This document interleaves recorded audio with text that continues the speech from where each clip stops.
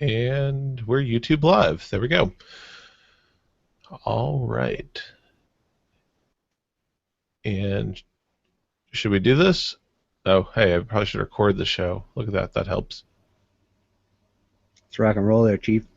All right. Let's do it.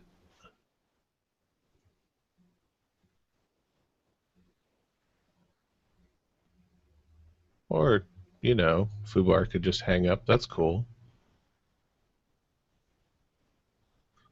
Okay. We're going to dry cut and a 1, 2.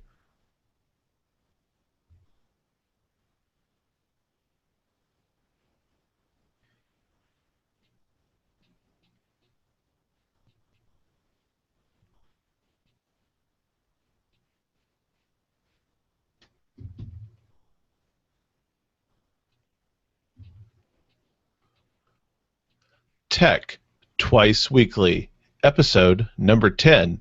Amazon gets twitchy.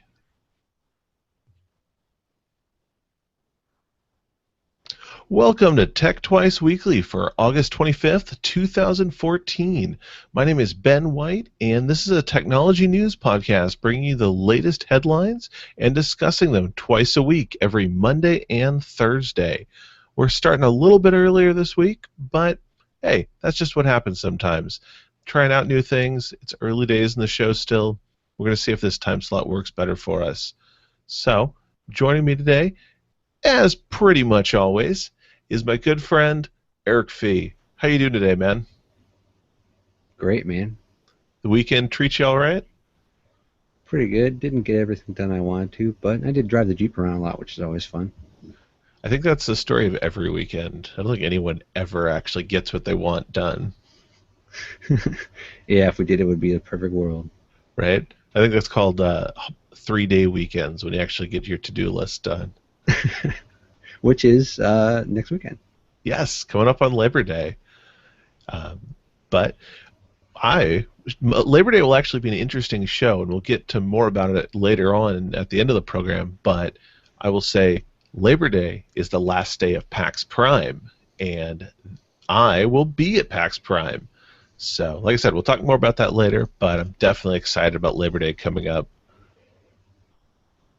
So, I guess without any further ado, we'll jump into our headlines today.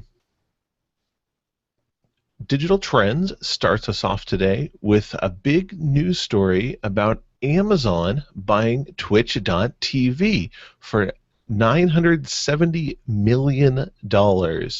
This story started off as a rumor earlier this morning and quickly was confirmed by a press release from both Twitch and Amazon. The news of Twitch selling to Amazon finally puts an end to the ongoing rumors of the service being purchased by Google that have been reoccurring for the last 3 months. As these two companies work to unify themselves, I know many Twitch streamers will be watching with a close eye to see if there will be any service changes following the buyout. VentureBeat brings on news from Coin, the credit card replacement service. A day after the company announced to their crowdsourced backers that the product would be delayed until spring, the company, followed up with an announcement that any backers involved in their beta program would receive their Coin card for free instead of the initial $50 they had to pay to get into the beta. They also let backers know that the beta program is being expanded from 10,000 backers to 15,000 backers, as well as confirming that their current round of beta testing has shown the device to work in 85% of credit card swipers. The Verge brings us news that the American Heart Association has officially given their support to the e-cigarette movement. While still calling for stronger regulations on e-cigarettes overall, especially in restricting marketing of e-cigarettes to children, the American Heart Association acknowledges that research has shown that e-cigarettes may help many smokers quit smoking traditional cigarettes. The group does make it clear, however, that while e-cigarettes may be a tool to helping people quit smoking, they are not calling them a safe tobacco alternative. I know you're pretty big into e-cigarettes, Eric. What do you think of this news? I think it's pretty natural. As I've been a e-cig user for a few years now, and I quit smoking with them, and I've been on trying to watch the the legal battle that e-cigs kind of have to fight, especially being somewhat of an underground type of hardware that's not specialized at all. Um, and being a long-time user, what I've seen recently is a lot of backlash and uh, heightened attention to any study that confirms any anti-e-cig bias become great pitching points, but people who are anti-e-cigs and who are really vocal about it don't want to talk about these studies that don't confirm what they want to preach. So it's kind of interesting. Since switching from smoking, I don't smell anymore. It's much less expensive. It's as or more enjoyable, and I also don't have the same problems with my lungs or coughing or hacking. Um, and it's been a real joy. I suggest that if someone is thinking about quitting smoking and they've tried official cessation devices, although I don't know if I'd try Chantix because it has a lot of really negative side effects. They should give it a try, or at least do some research and keep your mind open. And those who are not sure or who think e-cigs are bad, you should really look at how many people's lives they have grossly and vastly improved before you take to the streets with your pitchforks. Well, and I think too, one thing that's strongly overlooked with e-cigs is, like you said, with the current popular medical alternative Chantrix, there's a lot of really dangerous side effects. And from what I've read, a lot of people are actually affected by them. They're not just uncommon side effects. And using something like an e-cigarette is by far a much safer alternative and possibly more effective, and certainly probably cheaper for someone who doesn't have insurance that's going to cover something like that.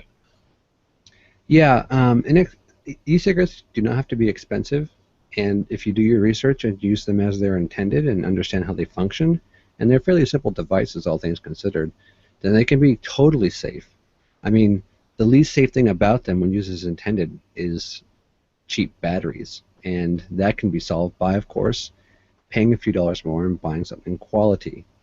As far as Chantix goes, I've read a lot of horror stories, and some of them end very, very poorly. Chantix has been shown to cause mental instability in the users, and there have been real news stories out there about people using Chantix who were previously stable individuals killing themselves. It's really sad news. And so if you'd rather not mess with your brain and just kind of focus on the simply quieting your hormones a little bit and bringing your addiction down, then e-cigs are a pretty good way. Uh, I've been using them for a few years now, and I'm fairly experienced, but I've also helped a lot of my friends switch who are completely inexperienced. And with a little helping hand and a few dollars to get started, some of them have completely stopped using cigarettes. Well, and overall, isn't it pretty true to say that realistically, in a cigarette, nicotine or from the tobacco is really not the problem overall? I mean, Indians were smoking tobacco for a very long time without nearly all the side effects and problems that today's smokers have because of all the additives and other chemicals associated with a traditional cigarette that just aren't there with e-cigarettes. Yeah, what nicotine as a substance is not very harmful. You have nicotine toxicity is relatively low, and if you, well, I wouldn't say it's relatively low. I take that back. Nicotine toxicity is something that you understand and experience, and if you know what the symptoms are, you can immediately tell if you're taking in too much nicotine. And it has a low half-life in your body. Your body can get rid of nicotine pretty quickly. Nicotine, other than being addictive, is a vasoconstrictor, so it can cause your blood pressure to rise. And it also, most people don't tell you this, it's also an antipsychotic. um, uh, and as far as just nicotine goes, it really doesn't do much to you at all, besides the vasoconstriction. Um, I mean, could it be worse than some of the energy drinks that are on the market? I'd be surprised. well, studies have shown that your chance of stroke rises dramatically from being stuck in traffic, and we all know we don't think twice about getting in the car. So, as far as risks to your personal health go, nicotine is not too high as long as you don't consume a massively high amount in comparison to what a cigarette would be. You can chain smoke cigarettes for a while before you start to feel the nicotine hit you, if you are a smoker, anyways.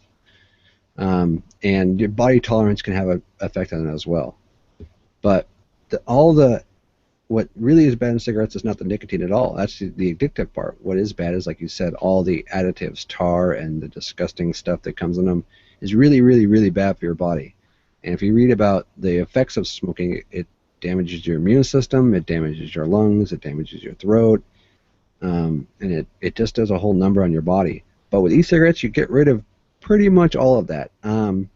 The only study that I've shown that I think that people should know about that's important and that also is not biased is that there is a small amount of metal intake into your body because, of course, the heating elements and the units themselves contain metals, and when you heat them and use them, you are intaking some metal in your body. But be assured that it is much lower than OSHA workplace safety. So if you work in a place where you might be intaking metal, your workplace has to be safer than e-cigarettes. Your workplace can be less safe than smoking e-cigarettes. So there's that. And when used correctly, i.e., you're vaporizing the nicotine liquid, you're not smoking it, there really isn't anything bad to happen to you. The only thing that has been shown to be bad in vaping is when the liquid contains xylitol, and xylitol is an artificial sweetener that you do see in a lot of foods. If you go to the store, you can find drinks and stuff that use artificial sweetener like the xylitol, but that's not good for heating. You can't heat that up. And we've known about that for many years, and American juice manufacturers don't use it anymore. They use other sweeteners. And for flavoring, e-cig liquid is almost entirely used food flavoring. So the same kind of thing you drink in a soda, you would vape in an e-cig. So. Well, that's good to know. I mean, I didn't know all of those details, and I think that's a lot of where the fear comes from. Is I think people are just uneducated, like with any new product that comes on the market. And I think as more information comes out, and hopefully more big groups like the American Heart Association do their research and come out and back and support e-cigs, hopefully we'll see them become more common and more accepted. Yeah, I understand people's aversion. The unknown is scary, but the truth is most people who say, I don't know what's in an e-cigarette, well, you don't really know what's in a cigarette either, because you haven't done that research either. So it's kind of a paltry excuse. Right. And then, I mean, at the end of the day, people drink things they have no idea about all the time. I mean, how many kids, or adults for that matter, I shouldn't just say kids, but how many people grab an energy drink off the shelf with no idea what is in that can? Totally. And a lot of times they have weird things in them, but your body kind of consumes them. It's like the body is pretty tough, and our livers and our lungs, and they're fairly tough devices. And as long as you are, responsible in what you do and you use moderation, then you're pretty safe. And anyone who switched from cigarettes to e-cigarettes and either quit with them or now uses e-cigarettes instead full time and no longer smokes can tell you straight up that there is a definite physical benefit, and you will notice it clearly once you switch. Awesome. Well, thank you for that information, and I'm really glad we had you on today to be able to talk about that because I know it's something that you've done a lot of just personal research and put a lot of time and energy into learning more about. Well, just to wrap this up, I'll say I liked smoking. I really did. It's an enjoyable habit, and there's a reason why it's hard to quit. And it's not just nicotine or tar. It's a habit. It's part of your day. It's part, and really, it can become part of who you are in a lot of ways. And I liked it, but I realized that I couldn't do that to myself for the rest of my life. I don't want to chance cancer. I don't like to damage my body, and I don't want to die a horrible, slow, painful death. So, which is not everyone dies from smoking. So we'll get that way. But I didn't want to put myself in the position where I would be, where that would be happening to me. So I switched to e-cigs voluntarily as a replacement for the cigarettes, and I'm very happy with it. It's been great. Awesome. That's wonderful. And so I guess we should jump over to our next topic, which is from TechCrunch. They're actually covering information coming out of a recent Facebook blog post declaring the social networking giant is working toward cleaning up the clickbait headlines from users' news feeds. To accomplish this lofty goal, the Facebook development team will be using user behavior to determine which stories in their newsfeed are important. They'll be looking specifically at things like time spent reading an article and the ratio of people clicking on a link compared to discussing it or sharing the link. While it's unlikely that we'll see any immediate changes, hopefully this will result in a few less BuzzFeed or other quiz links showing up in users' news feeds, and maybe, just maybe, we'll actually see more content from our friends and the people we care about. Have you noticed this becoming a problem in your Facebook feed, Eric? Yes, kind of. Some of my friends don't post a lot of news stories because they have other things to talk about, which is why I'm part of Facebook, because I want to know more about what's going on with their lives, not, the news articles that I'm already reading, and sometimes that I'm already podcasting about. Um, so I prefer that I hear about what's going on with them and their lives, not about this thing that they read that is completely bogus or not even worth clicking on and getting it to override and take up space where my other friends' updates should be. Yeah, no, definitely. And I have to say, I follow a lot of brands. I follow a lot of news publications, both online and print media. And I think that influences my news feed a little bit more towards getting these clickbait headlines. But that being said, I've noticed them become a lot more pervasive, and they largely take up easily a quarter to a third some days of my news feed. And I have to wonder how many of my friends' news stories are being replaced or just pushed out of the way by these business stories. And some days, especially if it's just a slow post day from my friends, I have to scroll through pages and pages and pages of just garbage to get to a post from somebody I actually care about. And I'm really hoping this helps clean that up. I know some responsibility falls on me as a Facebook user to control who I like and who I follow and what information belongs in my news feed. But I like the idea of using an algorithm that is adaptive based on actual user habits rather than just an arbitrary algorithm based on what some developers think might be best. So last week, there was a lot of news going around about leaked photos of the still unannounced iPhone 6. Today, however, Digital Trends is reporting that the leaked photos are fake. Rather, they are actually an artist's rendering of what the iPhone 6 could look like based on all the rumors currently going around online. The concept images were done by the design firm Yanko Design. I believe they might be out of China. but that wasn't quite clear in Digital Trends' story. So for now, though, it appears Apple has still managed to keep the real iPhone 6 designs a secret. We'll see how long that lasts. From the yet another Comcast support horror story department, Ars Technica is covering a Comcast subscriber calling in to Comcast's support department for their internet to try and find out why their connection keeps disconnecting when they're trying to download a game using Steam. Apparently, the Comcast support representative had never heard of the online gaming distribution software and explained to the customer that it's probably a virus, or it could be that it's too heavy and it's interrupting the internet. Those are the only two things I can think about. That is a direct quote from the recording that the customer made of the call. After the customer tried explaining that Steam is a service used by 50 million people, the representative offered to schedule a service technician to come visit the customer.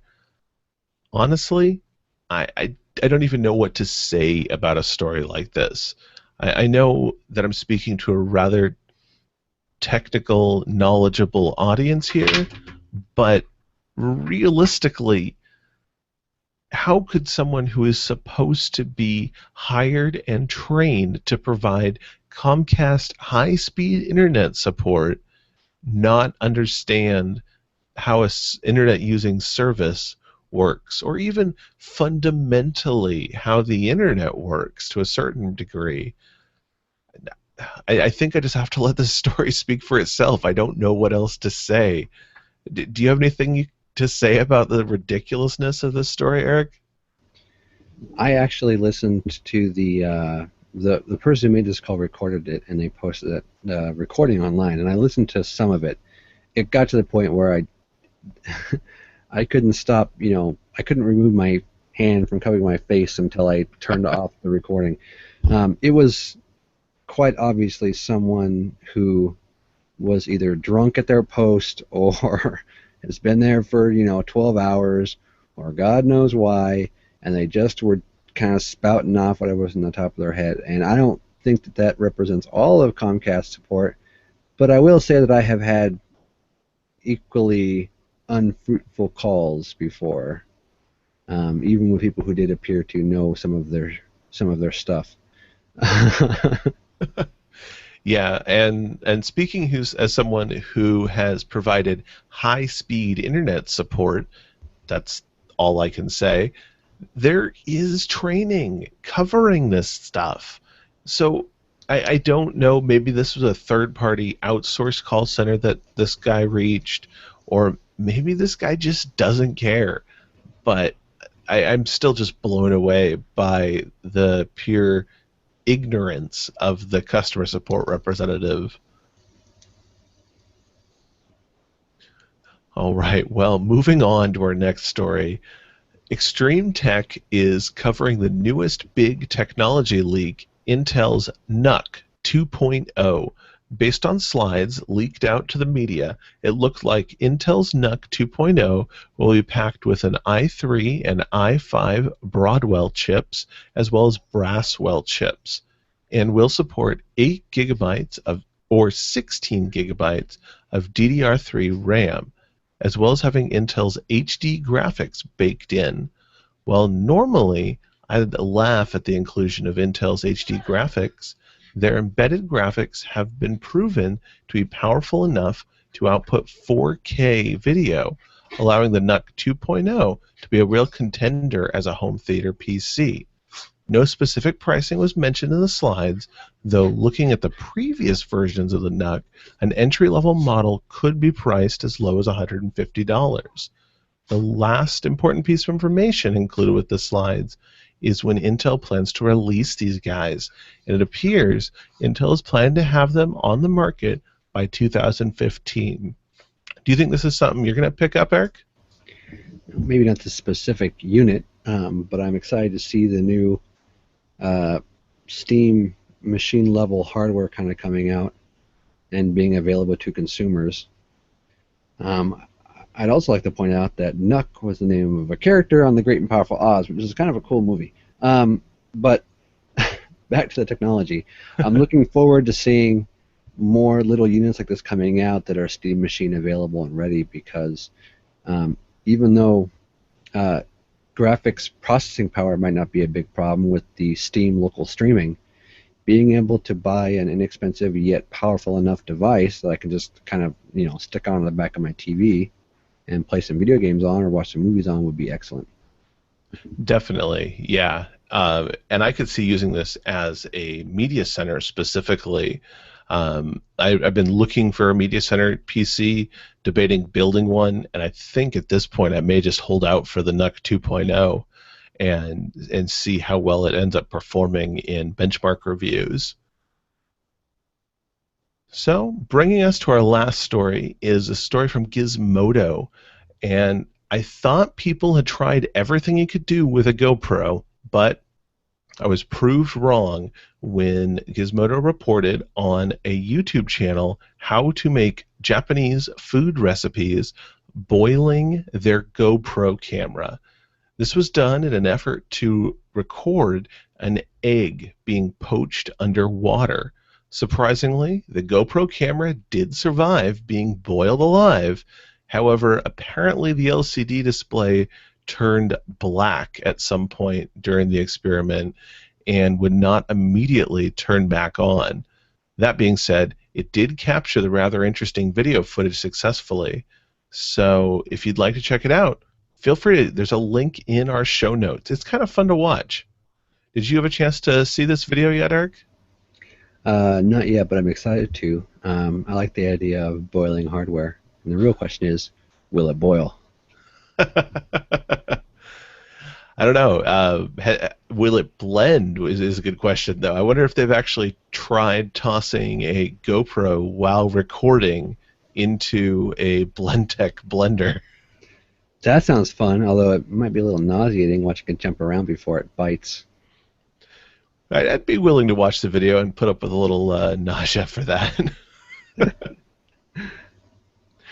All right, so that's our headlines for this week, and that takes us in to our tech toys you wish you could buy. I know we skipped over those last couple episodes, but I wanted to get back into it, and I came across some really interesting products to talk about this week, or this episode, I should say. The first one is Cripso or Kipso. It is an Omni station which combines a QI wireless charging station with 6 modular USB cables. The device just started its Kickstarter, so right now it is in the funding stages, but actually has already passed its $30,000 goal. There are 163 backers and 34 days to go on the project. If you're interested, you can actually buy in at the price of $80. There are 2 Crypto Omni stations left for that price, and they're saying that there's about $50 off the full retail price. What do you think of this crazy gadget? I took a look at it, and my first thought was, what the heck is this? And I don't want any Apple connectors because I don't own any Apple peripherals. But after looking at how the base pops off and you can plug in different USB cables, it seemed really neat. I liked how it kind of was a good little base station, something I want to put on my table. The only problem I have with it is the price. The price is outrageous. Seeing as how you can buy a powered USB 2 hub for $15 to $20, and you can buy a decent QI charger for about $10 to $15. It just doesn't add up price-wise for me. Yeah, and I know part of what drives its expense is that the QI base station part is actually an LCD screen. It shows on their Kickstarter page using it to display information and to display things like a photo slideshow. But honestly, I think that seems like an unnecessary expense. When I put my phone down on a QI base station, I can't see through it. It means most of the time while this device is being useful, I can't see this LCD display. I think it adds some interesting niche usefulness to people who don't use QI chargers. But for those of us that do, myself included, it seems like a real waste. I know I've mentioned this before, but I'm a big fan of QI charging. I have a bunch of little cheap QI chargers. After doing a little bit of research, I found that some of the better ones can actually be had for about $10 from eBay. And I purchased a bunch of them, and now I have them spread out over my home and office and my work workstation. And being able to just drop my phone down and have a charge, it's great. And after reading a lot of reviews and watching people actually test them to see which charge faster, which have better reception and all that, a good QI charger can be had for $10. So charging such an exorbitant price for what is essentially a little teeny screen with a hub and a QI charger seems a little bit extreme to me.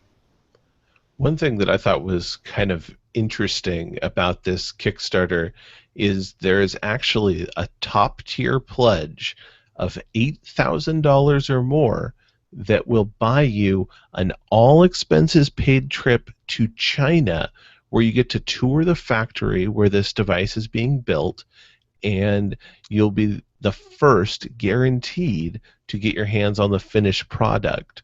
So there are two of these. One has actually been purchased. I, I mean, I think the device is expensive, but, and not to say I have the money, but $8,000 for an all expenses paid trip to China? I'm not sure how outrageous that would be. That almost seems like it might be a good vacation package. It's quite outrageous when tickets can be had for less than 1,000, and staying in somewhere in China is inexpensive. If you have any traveling experience, so seeing as how you could probably go to China and back, 4 or 5 times for that price, not sure it's vacation worthy. But it is an interesting little package. If you really are into backing small projects and small businesses, it could be fun. So I'm guessing from your opinion and my opinion on this product, this is going to be one you're going to pass on. Does that sound about right? I think that's the consensus here. I like the idea, but I think it comes down to what you said. The price point just isn't right. Yeah, the screen is just not useful enough for me. I already have a bunch of them in front of me. Yeah, definitely.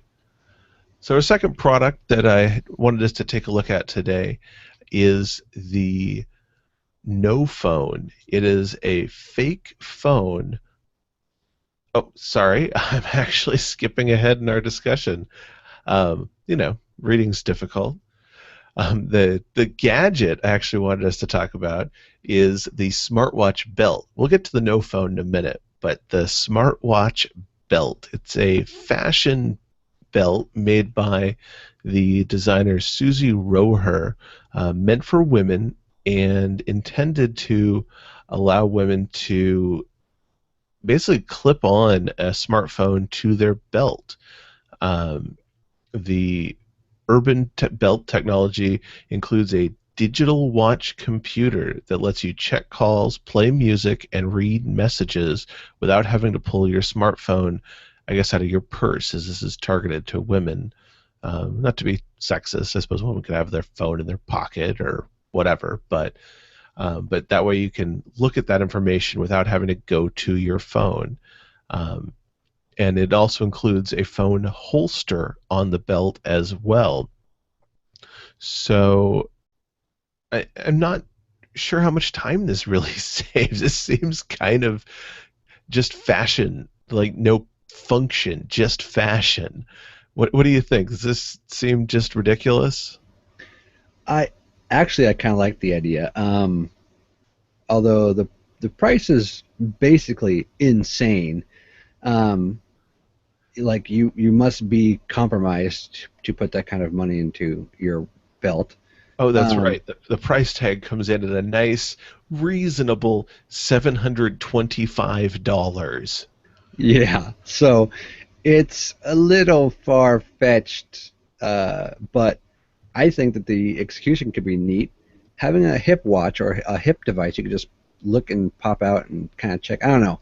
I'm weird, so I think it could be fun, but at the same time, I wouldn't buy it for $30 or $50. So I actually just bought a belt. It's a nice little. Uh, Actually, I don't even know what it's made out of. Probably neoprene. I think it's made of neoprene. Anyways, it's just a nice little neoprene cut to size belt with a good strong buckle, no fanciness, but it looks clean. Like clean is a good look. Hmm. Um, so I can strap on a hip pouch for pocketing my e-cig and some other little gadgets that I always end up taking with me. And someone might laugh, but previously I have been using a fanny pack when I ride my motorcycle to keep my goods in. And although it is camo colored, which automatically makes it more cool than a regular fanny pack, it's still a fanny pack, so there's only so much you can do. Well, I think the negative cool factor that a fanny pack brings with it is drastically outweighed by riding a motorcycle. I think you're still in the positive cool factor on that one. I hope so. I think my bike looks pretty awesome, so, you know. Awesome. Well, it sounds like two misses this week in the tech toys category. Interesting. I like the idea of both of these products, but I think they both come down to completely missing a reasonable price point. Oh, and a target audience. Possibly, definitely. So that moves us into our discussions for this week. And the first story I wanted to talk about is from Pocket Lint. They're covering the news going around the web about a recent research report from ComScore that brought to light that apparently most American mobile phone users, 65.5% of people in the country, don't download a single application for their smartphones. The report looked at U.S. citizens 18 and over and was taken over a 3-month period ending last June. The results were averaged to discover monthly mobile app use, and there were other facts discovered in the report too, such as only 2.4% of Americans who own smartphones actually download 8 or more apps a month, which personally I think that puts me in the outlier category. But the one fact I wanted to focus on here is just the idea that almost 66% of US smartphone users don't download any applications at all beyond what comes with their phone. What do you think about that? I know you download applications, right? Oh, yeah, I have a bunch. My phone is fairly utilitarian. I have a few little, like, solitaire-like kind of games for passing the time. And I have a few applications for, tracking my to-do list and all that. And I have a lot of tools on my phone, like a OBD2 reader for my car and a GPS thing and a bunch of other little utilitarian devices. But at the other side, I can understand why someone wouldn't need to download any apps. Even though they're not downloading, quote unquote, third-party programs, their phone still comes with pretty much everything you need to not only have a phone but also have that internet-connected device. Your phone can listen to music, right off the bat. Your phone can do navigation, which is probably one of the most useful non-phone non-phone uses people have for their phone is getting places. You can access your email, you can chat, you can text message, you can call people, of course. So I think iPhone and Android have all the bases covered. I don't know what comes with Windows phones, so I'm not going to comment. But it's probably the same thing, where you kind of got all the bases covered. You can surf the web, you can do what you need to do on the go without without having to use the store to download anything.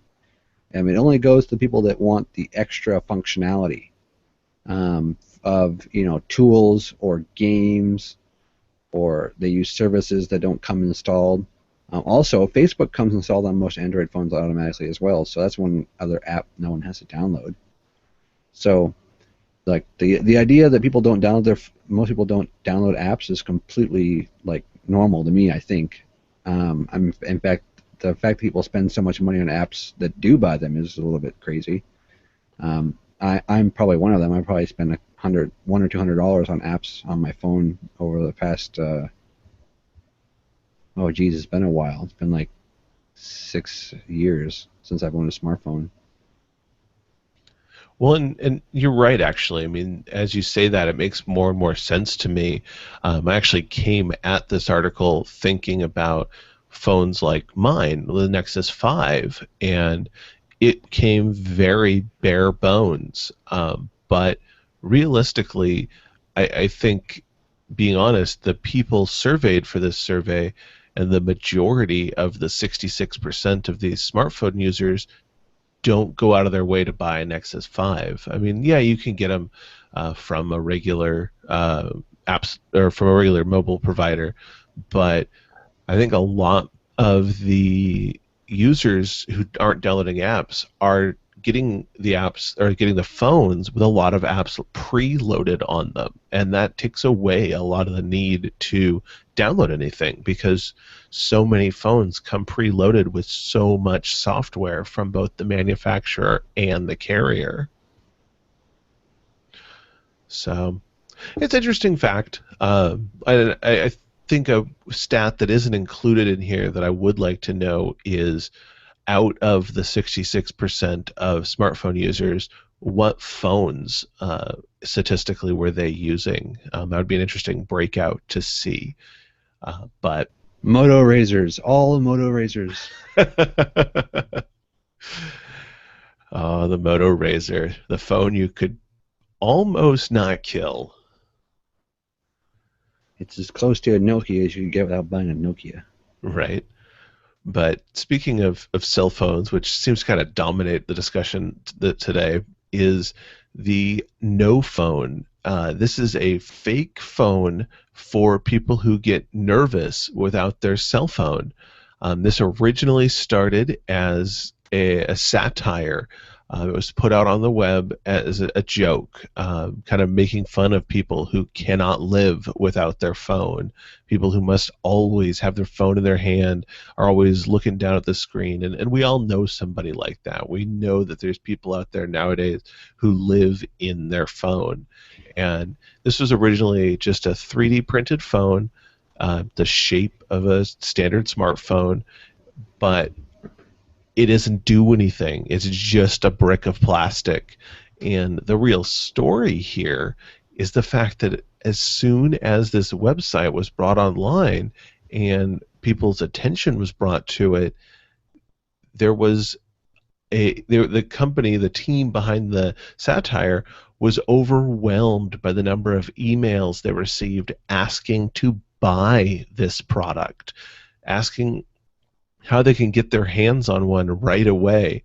And I think this speaks largely to our smartphone addicted culture. And granted, I'm sure these requests came from around the globe, but I imagine a large portion of them were from right here in the U.S. Do you have anything to say about the craziness of people desperately wanting a fake phone to help them address their cell phone addiction? Well, I'll spin a little story for you. So a few years ago, I spent a decent chunk of time in Southeast Asia, predominantly in Vietnam. And in Vietnam, a lot of people wear these cloth masks. They look like a surgical mask, but they're made out of cotton. And they're really popular to wear there. People wear them to keep the sun off their face. They wear them because they believe that they help fight off, maybe disease or something, which they don't because air passes right through the nose. They might be good for coughing, but A lot of people wear them. You'll see a lot of people, men and women, and of all ages, will wear these cloth masks. I actually have one. I wish I had thought of it because I would have brought it over and put it on. Um, and I was sitting with a friend of mine, and I said, why do you wear these? It's hot, and they don't really protect you from airborne stuff and all that. And she said, it just feels comfortable. It's like I feel naked without wearing it when I'm out and about. And it kind of speaks to the human desire to have things that are familiar and to feel comfortable. And most people who feel comfortable with a cell phone just take their cell phone with them. So I'm not sure what the market is for this, but that said, I can understand someone who has something on them all the time and feels uncomfortable without it. Like when I go out without my wallet, I would feel uncomfortable, not just because I need it to drive, but also because it contains the things that I feel comfortable having on me all the time. I feel comfortable with my keys. I feel comfortable with my e-cig. I feel comfortable with, my phone. And I wouldn't need to buy something. If I left my phone at home, it wouldn't be a big deal. But not everyone is really resilient to that kind of everyday change, and so some people might want it. Also, some people might want to take it when they go out or whatever.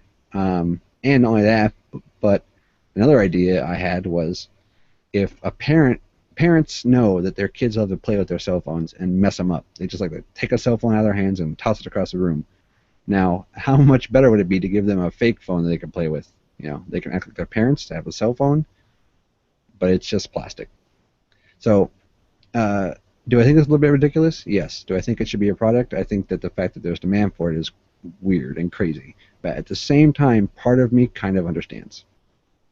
That's actually a really good take on the whole thing. And I like you comparing it to the comfort of wearing those dust masks that you hear. Because I think that's something that a lot of Americans don't understand about Asian culture, and they see those masks, and there's just a complete lack of understanding, because the only place in America we typically see them is in like the medical practice or construction or something like that.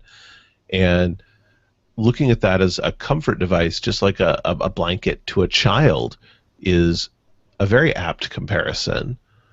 I will say that a lot of when people are sick or when they are trying to guard themselves from airborne particles or whatever, you can easily get actual surgical masks anywhere on the street, like in Vietnam, with the pinched nose, and they're made out of paper and all that. Those are there too, totally. It's not that they don't exist, but the cloth ones are typically not used for when people are sick. They're just used for safety blanket. That's interesting. Yeah. And I can see the point, I suppose. And I suppose with everything, there's always extremes. There's going to be people who are so addicted to their smartphone that they can't even have a conversation without stepping away from it. And hey, I mean, I know this was satire, but honestly, if it finds a niche collection of people that it helps, I'm all for that. I don't think there's anything wrong with people finding with recognizing a problem they have and finding a perfectly healthy and reasonable solution to that problem, whatever it may be. If a $10 hunk of plastic makes you feel better, well, by all means. Right? I could certainly think of a lot worse habits people spend a lot more money on. So, with that, it wraps up our show for today.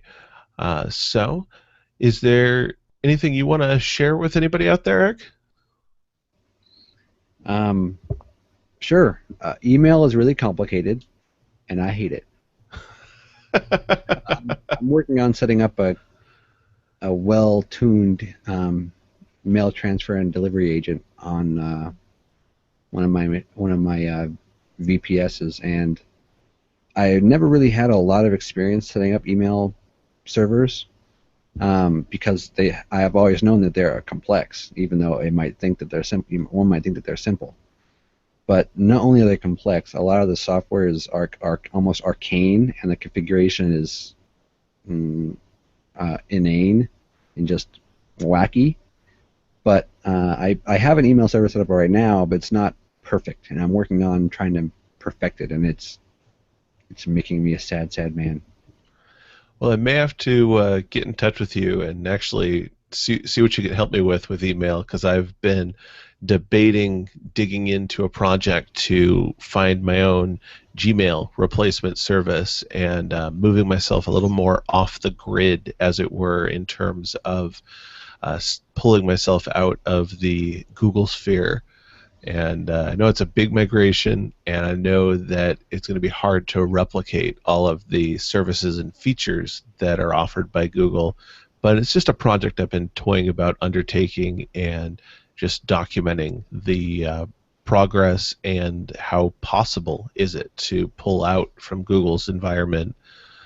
So I'll definitely reach out to you if I decide to make that leap and start that project, 'cause I think you might be able to provide a lot of insight as I go down that path. Well, that's the reason why I'm trying to set up a more tightly controlled email machine, is so that I can simply have all of my email in one spot that I am in control of, and that is outside of the some prying eyes. So I'm working toward a similar goal, and email, of course, is the most important and first step. And it's been trying. There are some suites and there are some distributions that make it easier than others. There are some tutorials and instructionals that make it easier than others. But at the end of the day, you're dealing with an extremely complex system with configuration that's not by any means easy to deal with. If I was running on a Windows machine, I would already have it up and running because I'm, experienced Windows administrator. And in some things, I am a very experienced Linux administrator, but in some things, not so much. When it comes to whipping up Nginx, well, I'm your man. But as far as email is concerned, not so much. But I hope to come out of it with the experience to be able to do it again. Right, yeah. So, with that, one thing that'll definitely be happening before I go to tackle that heavy project is going to be PAX Prime. Like I mentioned at the top of the show, this weekend, Friday, Saturday, Sunday, Monday, is PAX Prime in Seattle, Washington. It is a gaming and geek culture convention stemming from Penny Arcade, the online comic. And I will be there. Tech Twice Weekly, me, will be there. I don't quite know exactly what my schedule will be. Tech Twice Weekly will be a little off schedule for Thursday and next Monday's episode, as I will be traveling. And I hope to get an episode in. My plan is to try and put something together live out of the hotel room on Thursday, and I'm going to try and live broadcast something out of the Amtrak train on the way home. I'm supposed to have internet. I don't know how good that internet will be, but I I'm going can to warn give you it a right now. shot. What's that? I can warn you right now, you will not be able to stream anything. I know I won't be able to stream. I'm hoping I can just get a quality recording out. We'll see how busy and packed the train is. I may end up putting something out Thursday. We'll see. 4 days of PAX is pretty tiring, so Thursday, or it may come Tuesday before I actually get an episode out. The internet on Amtrak is very slow, and it's not only slow, but it's also very spotty. So. Yeah, I may end up having to try and push out over my 3G connection with Ting is another option I was debating, but we'll see. I may end up just being asleep on the train ride home after 4 days of PAX too, so that's a distinct possibility.